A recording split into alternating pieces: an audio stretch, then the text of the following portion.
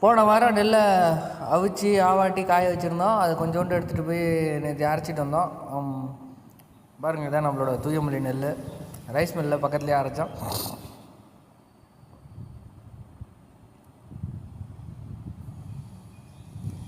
இதுமாரி தடவை நெல்லை அரைச்சிட்டு அரிசி இப்படி தவிடோடு இருக்கும்.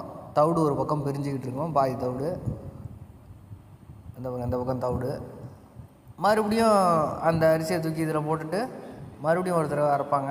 அப்போ இந்த மிச்ச மீதி தவிடெல்லாம் போயிடும். அதுக்கப்புறம் இதை தூக்கி சல்லடையில் விட்டாங்கன்னா தூசு இதெல்லாம் போயிடும். அதில் போய் நமக்கு அரிசி கிடைக்கும்.